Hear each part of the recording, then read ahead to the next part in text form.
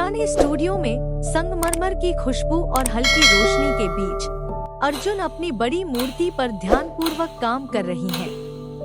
वहीं करण अपनी छोटी मूर्ति को देखकर परेशान है। ये पत्थर भी ना मेरी बात नहीं मानता।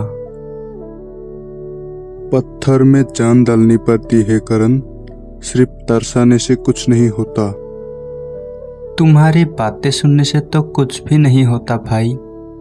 तुम्हारी हर मूर्ति में लगता है जैसे जान भर दी हो। कला कोई तोड़ नहीं है मेरे बच्चों।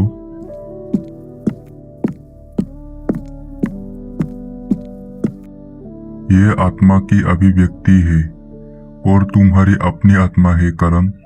किसी और से तुलना मत करो। शाम का समय था। तीनों टेबल पर बैठे थे। पिता ने दोनों बेटों को बड़ी मूर्तिकला प्रतियोगिता के बारे में बताया। दिल्ली में एक बड़ी मूर्तिकला की प्रतियोगिता होने वाली है। ये तुम्हारा भविष्य बदल सकती है। मैं चाहता हूँ कि तुम दोनों इसमें हिस्सा लो। हाँ पिताजी, मैं अपनी अधूरी उड़ान नाम की मूर्ति पर काम कर रहा हूँ। मुझे लगता है ये परफेक्ट होगी। मैं भी एक बनाऊंगा। करण के मन में हल्की बेचैनी थी, पर उसने तय कर लिया उसे जीतना ही होगा।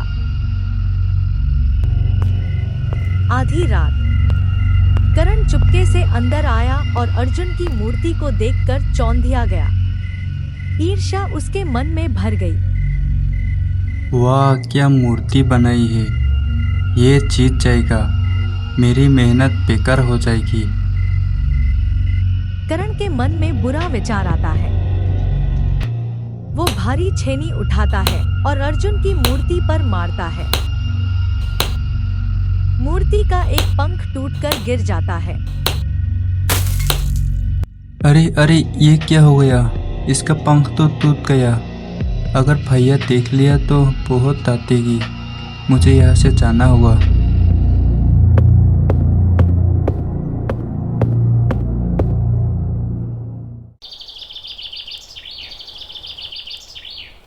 सुबह अर्जुन अपनी मूर्ति के पास आया। टूटा हुआ पंख देखकर उसकी आंखों में नमी आ गई। अरे नहीं, मेरी अधूरी उड़ान। क्या हुआ अर्जुन? कुछ नहीं पिताजी, शायद पत्थर कमजोर था। करण चुपचाप वहां खड़ा था, पछताते हुए, पर कुछ कह नहीं पाया।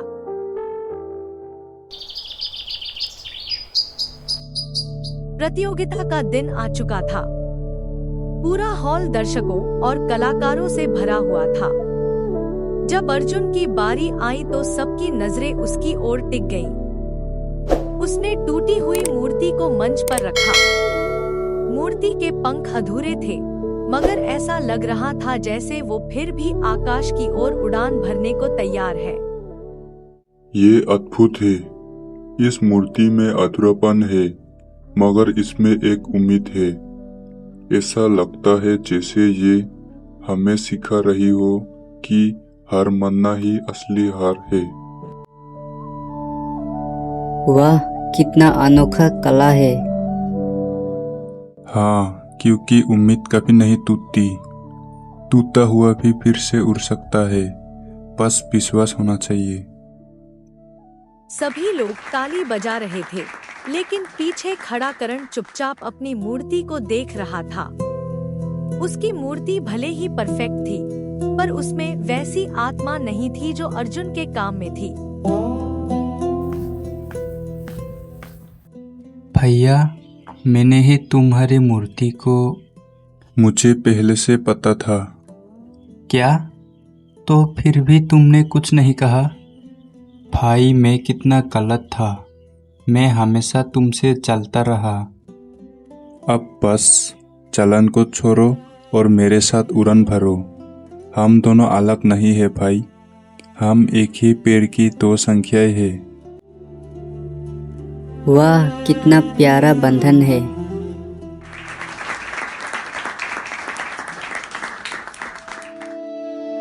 प्रतियोगिता प्रतिभागी मंच पर खड़े थे। दिलों की धड़कन तेज थी।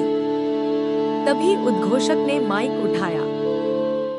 मोस्ट एक्सप्रेसिव आर्टवर्क का विशेष पुरस्कार चाहता है अर्जुन को।